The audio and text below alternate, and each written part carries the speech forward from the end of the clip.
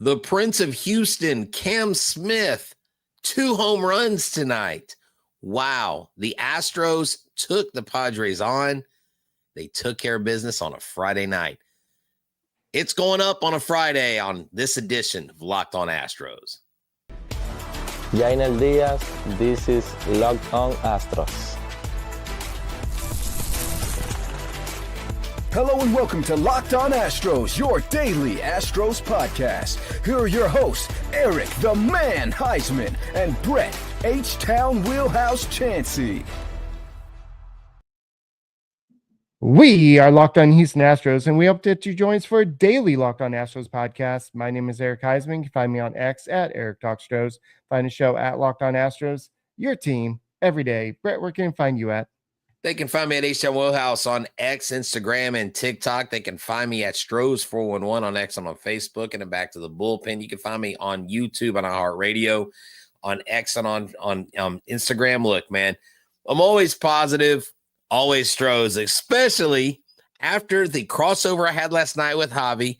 And I was really worried about this series.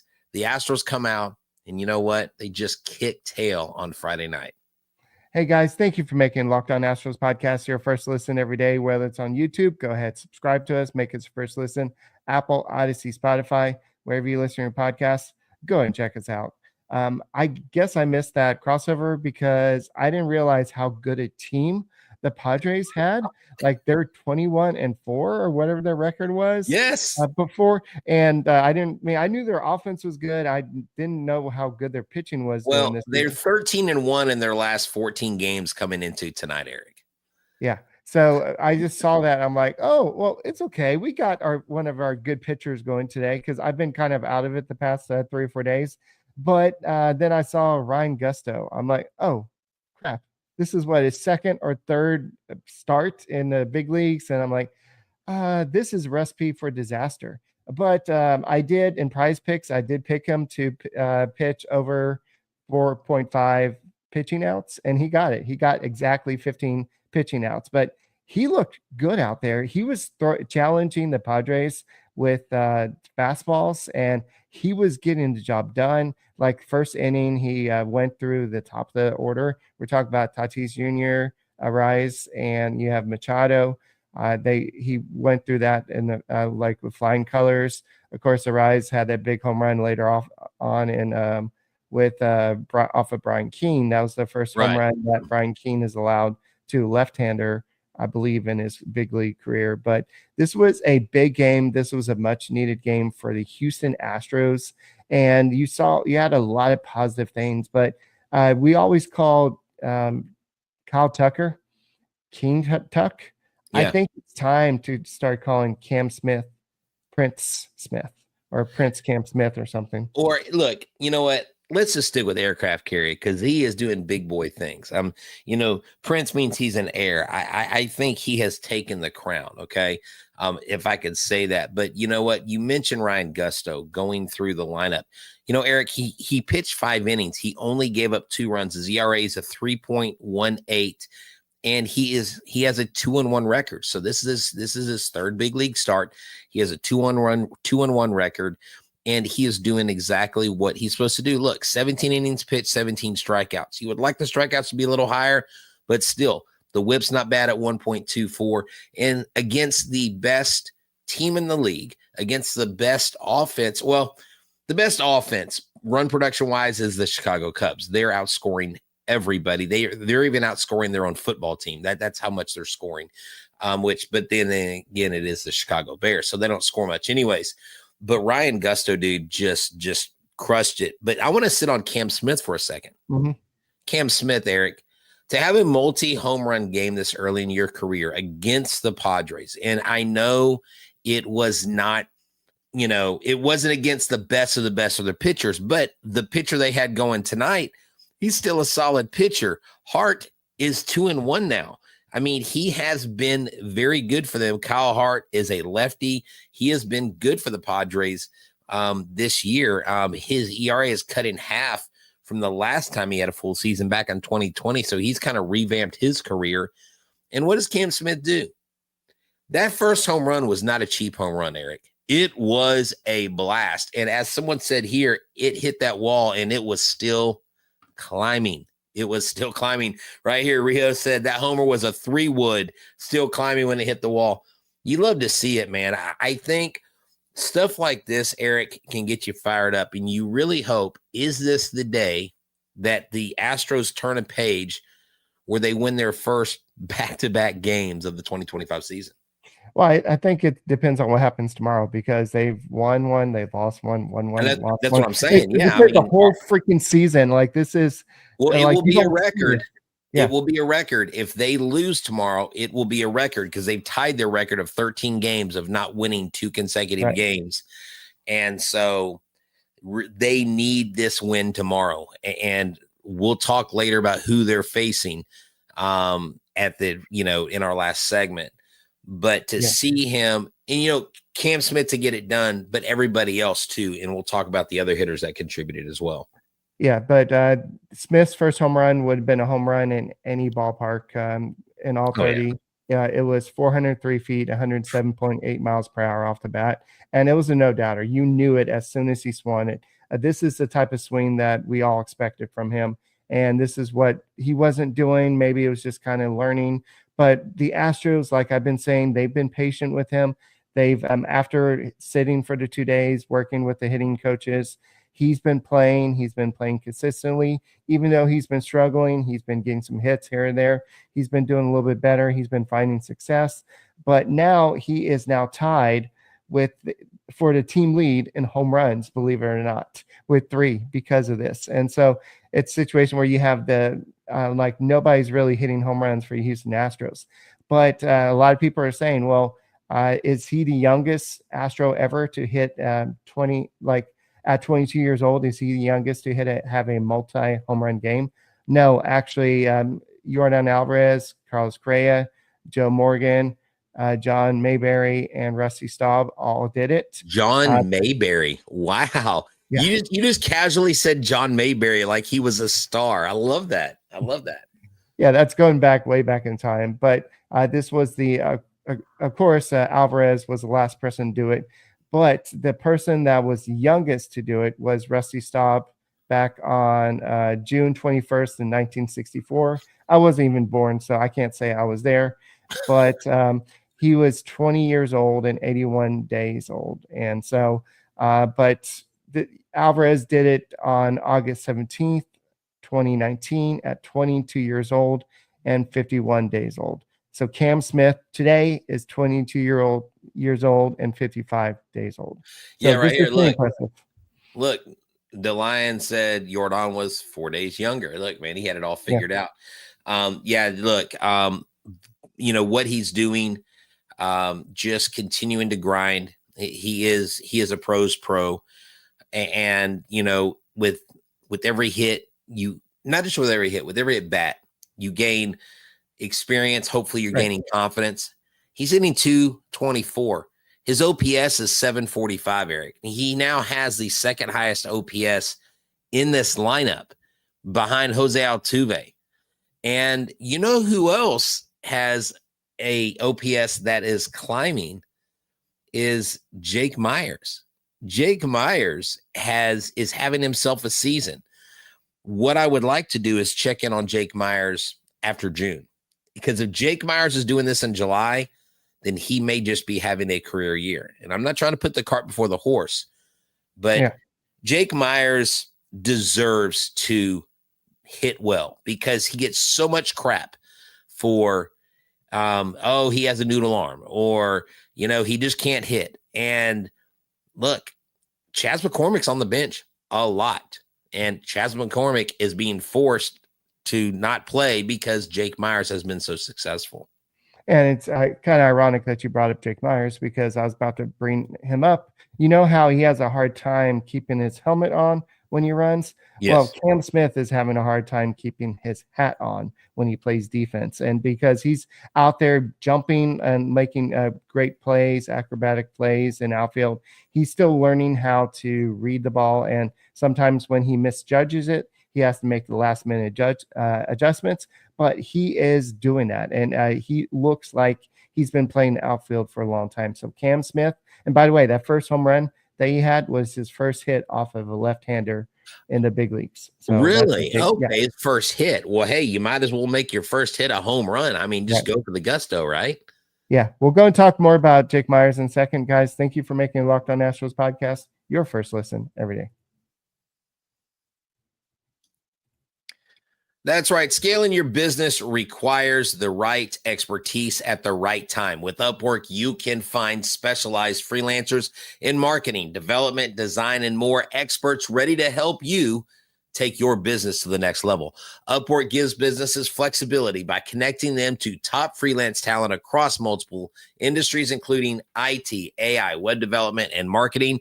Whether you need extra hands for a project and a long-term partner, Upwork makes hiring simple and affordable. Finding the right talent. If you need help with marketing campaign, Upwork can connect you with freelance expert.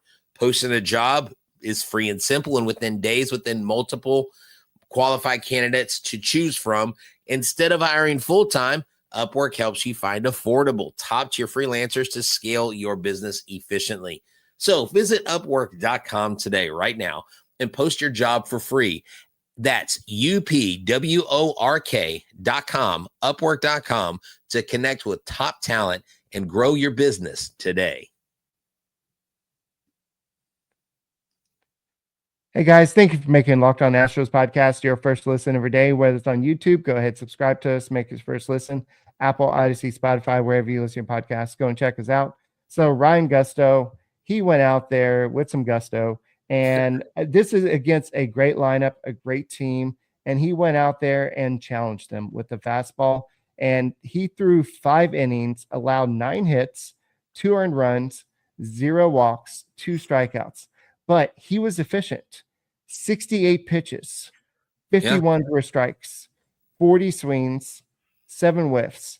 Overall, the Padres averaged 95.5 miles per hour exit velocity against him. There was a ball that Altuve misjudged, hit off the top of the Crawford boxes, and it went backwards, but it didn't really have a big effect on the game. But overall, the defense played pretty good behind him. And I think that Gusto, considering who he was facing, he did really good. Yeah, and he relied primarily on his four-seam fastball. 41 of his 68 pitches were four-seamers. Then you had 8 sweepers, 6 on the curve, 5 cutter, and 4 on the changeup and sinker. So he's got quite the arsenal.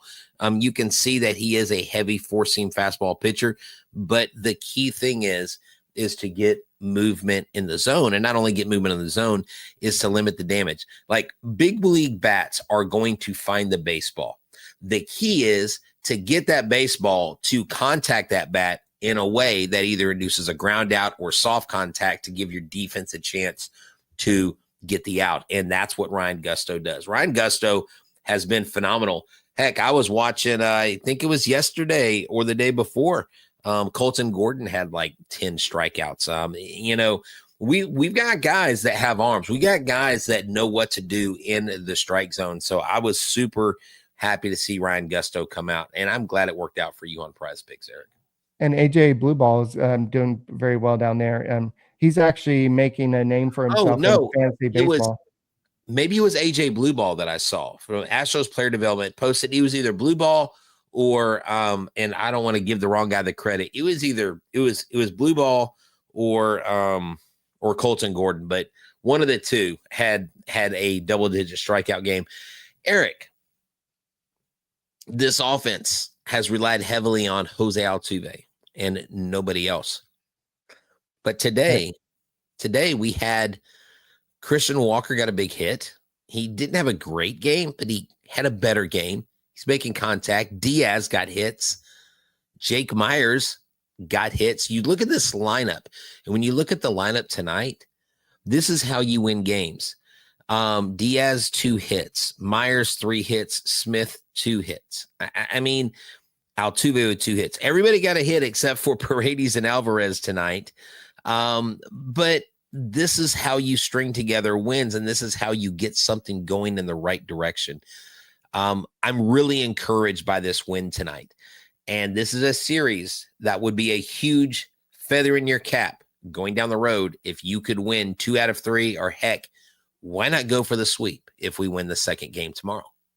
Yes, I'm going back to Gusto for 1 second. He threw his fastball 60% of the time. So out of the 68 pitches, 41 of them were fastballs. So eight sweepers, 6 curveballs, 5 cutters, 4 changeups, and 4 sinkers. So he basically threw his whole repertoire out there today to just limit the Padres offense. But overall, going back to what you're just saying, yes, Diaz looked like he was. The first one was just a single straight up the middle. It went in between the second baseman and the shortstop. The other one was a bloop over the head that scored Christian Walker after he got the big double down the third base line, and then he ended up scoring on that play. But it's a start. It's a start in the right direction, and Diaz has been struggling this year, and we know that that Espada said that he's been trying to do too much, trying to make things happen. But after a game like this, not just for Diaz, but Christian Walker, where they both contribute. I mean, you have Diaz, you have Walker that has 2 RBIs. One of those RBIs was on a home run he hit by himself. And so this is a guy that they brought in to basically drive in runs, and he has not been doing that.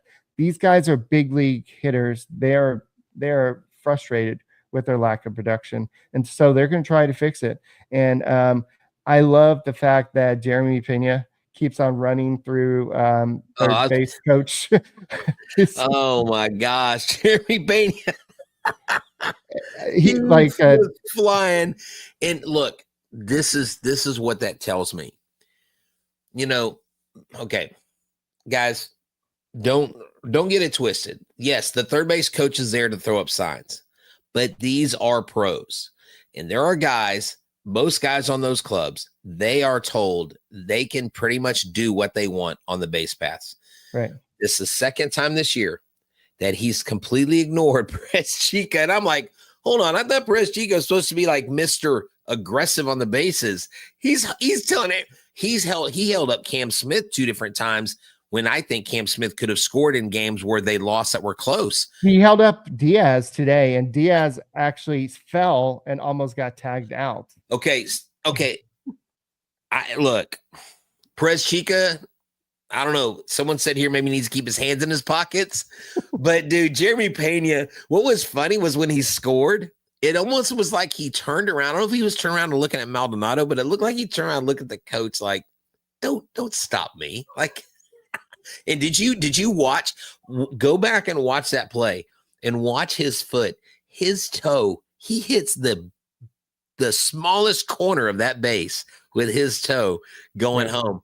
That was textbook base running. And you know, Eric, this is a team that historically has made abysmal base running mistakes in the past. And it has been something that's been frustrating.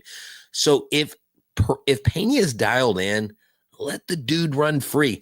And dang it, quit putting the stop sign on Cam Smith too. Cam Smith needs, if he's at third and he's hauling, you know what? Let him score.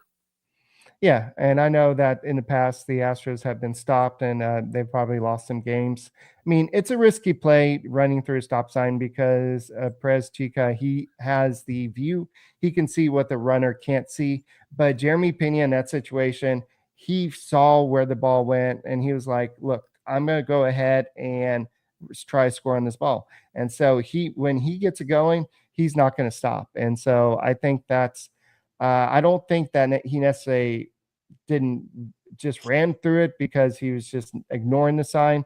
I just really think that he convinced himself that he could score on that play. And of course, the outfielder threw the ball to second base, expecting, I think it was Jake Myers because that should have been a double. But because Jake Myers was smart enough, realizing what Pena was doing, he went back to first base so they wouldn't be able to tag him out at second base or have a play there. So this was a smart play on both sides. I'm sure they're going to talk about that and say, hey, you can't keep on running through. Good job, but you can't keep on running through the stop signs. Oh, you know what?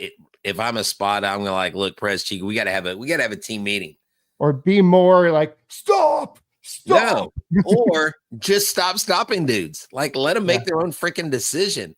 I mean, at the end of the day, if they're your fastest guys, let them go. Yeah. Yeah, guys, thank you for making Locked On Astros podcast your first listen every day.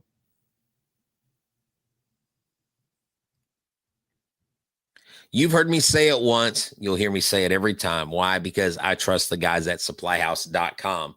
When you need supplies for your plumbing, HVAC, and electrical needs, Supply House is the reliable. It's really the only way to get your orders online, your products online, because why? Their inventory has over 200,000 parts from 400 plus top brands, and you'll find exactly what you need delivered fast from coast to coast. Look, I've shared this stuff with my dad. He is a semi-retired master electrician. The reason why I say that is because if you know the contractor and you or in your family, they never really retire. Well, he loves this. Why? Because he can be a part of their free Trademaster program, who offers exclusive perks like a dedicated phone line, free shipping, and discounts for every order. Thousands of skilled professionals are already taking advantage. Now it's your turn. And like my dad said, they don't do it like they used to, but at Supply House, they do it every time the right way. So join the Trademaster program today at supplyhouse.com/TM and start ordering plumbing, HVAC, and electrical supplies with just a few clicks. Plus, use promo code SH5 for 5% off your first order. That's supplyhouse.com. Hey guys, thank you for making Locked On Astros podcast your first listen every day, whether it's on YouTube. Go ahead, subscribe to us. There's a little red button down there. You should see there. It's like here, depending on where it is. Just go and press it and subscribe to us. Help us get to 14,000 subscribers. We would very much appreciate that. And we are supporting Cam Smith. We have been here the whole time saying, give this guy some time. Does this mean he's totally fixed? No, but sometimes it just takes these young kids times to adjust to big league pitching. And they've had success at every level. And so now this is the top level. And so this was, I don't want to put the cart before the horse. This could be his breakout game. This is where he finally put things together. Yes, that second home run was a little bit of a cheapy shot, but at the same time, it was a home run. It was a multi-home run game. It was a situation where it gives him that confidence that, hey, I had 2 home runs at the big leagues level, and I can do this. Here's the deal. Look, if we're talking about that first home run being a 3-wood, I think this one was a wedge. Because if you look at the way he flicked his wrist, it's super impressive that the ball got out of the park. And I'm not diminished. I'm just saying, I was like, when I watched the replay, I watched it several times. I was like, man, that was kind of a cheap home run. But you know what? That's home field advantage. Yeah. I still question the Orioles, why the hell they moved the fence back in left field. Come on, man. What are you doing? Give you guys a chance. I mean, nobody homers because out they there, give up just as many home runs as they. Well, that's true. Well, but they shouldn't be. They're the Baltimore Orioles now. But I digress. But Eric, this is a big win. Now, the job's not done. Corbin just sent me a text. We drew first blood, but the job's not done. That's right. We still got 2 more games to play. And tomorrow, I think, is a key matchup.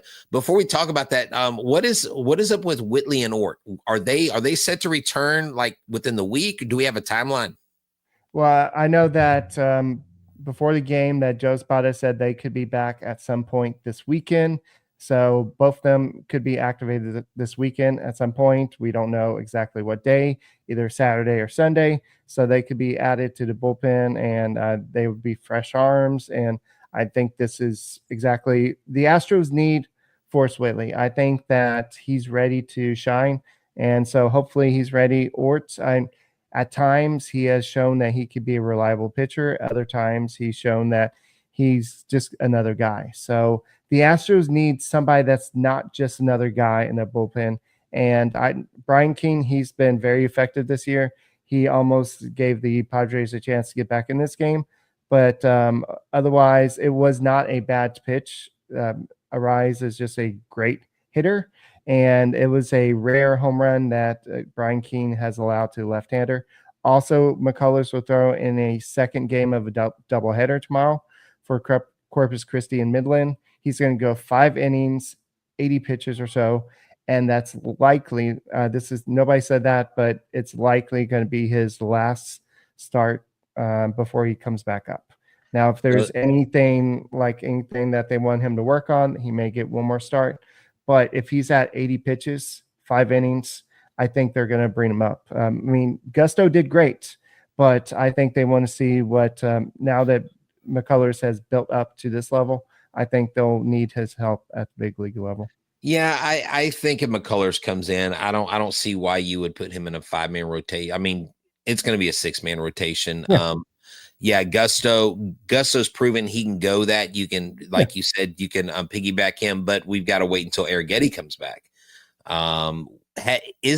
Did you say anything about him, about his timeline? Have we heard anything about? No. Okay. All I heard about is the fact that somebody was supposed to be guarding him, and so they're just waiting. I mean like a return, like 2. I think it was like 2.5 to 4 weeks when he was going to be out. So when he comes back, that'll be interesting to see what they do. Whitley and Ort coming back will be great. Look, if Lance McCullers can come in, Eric, and he can contribute to this ball club, that's going to be a huge boost to this team. That to me is going to be massive mentally. This team has struggled, but what they have to do is, just like a tough loss, a solid win, you got to put it behind you, because tomorrow's a new day. Like nobody goes to the ball field going, man, they really kicked our, last night, and we better watch it. Like, it's a new day. And so they got to come out, and you got to hope that the opposing pitcher doesn't have his stuff on, because tomorrow night we're facing a very tough pitcher in the Padres. And Michael King, dude, this guy's a stud. He's 3-0 on the year. He has got stuff that you would want in a pitcher going into a playoff series. And so you have to make sure that you are on your A game. 3-0, 2.42 ERA, Eric, 24 strikeouts and 22 innings, a 1.07 whip. Michael King he is shoving, he is slinging the rock. And so you got to have your best offensive response and counter to that. And hopefully he makes mistakes. You got to expose those mistakes. I know the Astros did celebrate Jackie Robinson Day on the road, but they also celebrated Jackie Robinson Day here. They had some of the local boys and girls in a club come out, and they got to speak to Dana Brown, one of the assistant GMs, and also Cam Smith was there. And Cam Smith, this was a big deal to him. Like when he was a kid, he didn't really understand the importance of Jackie Robinson and what he did. So it was good that he got to talk to the kids and talk about the impact of Jackie Robinson.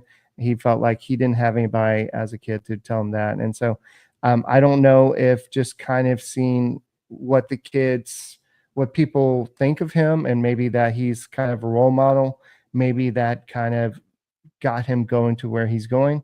Today. But I think we could be seeing the Prince just rise. And so we'll see. That's right. So Eric, guess what? The Rangers lost tonight. The Angels lost tonight, and the Athletics lost tonight, and the Mariners, I don't know what they're doing, but you know what? And the Astros won. We've got the best run differential now with only -2 runs, and we still have the fewest runs given up in the AL West. So I love that. I hate the Luis Arraez home run, because that would have made that we would have been even. We'd have been at a 0 run differential. But the AL West is wide open. And the reason why I mention that is because last night, Javier talked about, I asked him, do we have 2 teams that we're talking about in this crossover in the playoffs, or just one? And he said one team. Well, I thought he would say the Padres. He said, no, I think the Astros make the playoffs over the Padres. And I'm like, what do you mean? He's like, we're in the NL West. I mean, their 4th place team is our 1st place team's record. He goes, Brett, we could win 91 games and still miss the playoffs. So Right. they're in a juggernaut division. We're not. And this AL, not only is the AL West wide open, Eric, I think the AL's pretty open. We're not in the NL. All the powerhouses are in the NL, and that bodes well for the Astros. String together some wins, get some rhythm going, get some consistency, take the world by the tail, and just play Astros baseball and get back to winning. And I think we don't have to worry about the playoffs. And who knows? Once you get there, you never know. Yeah, I think that a lot of it has to do with Alvarez is doing. He's, I know a lot of coaches. I was reading an article. They said he's not quite where he wants to be yet, but he's in a situation where he's never been a strong April hitter, but he's just trying to figure it out. He's pulling the ball a little bit more, and he's hitting the ball harder, but it's just not going to where he wants it to be. So once he figures it out, I think that the Astros as a whole are going to start figuring it out. Once we get Christian Walker to start hitting better, I think it's going to be a domino effect. I mean, you're going to see some of this win one, lose one, win one, lose one, turn into winning streaks of at least 2 games. Then you may lose one.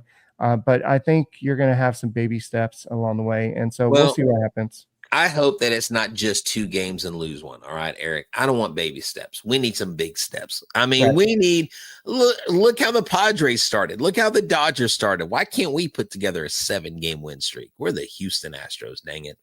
Well, hopefully we start that. But guys, that's all we got for this show. Thank you for making Locked On Astros podcast your first listen every day. Whether it's on YouTube, go ahead and subscribe to us. Make us your first listen. Apple, Odyssey, Spotify, wherever you listen to your podcast, go and check us out. And we will see you on Sunday. And Brett? Go Stros! I got the lights, baby. Yeah. Oh, you didn't let me do the hearts. I can't see the heart.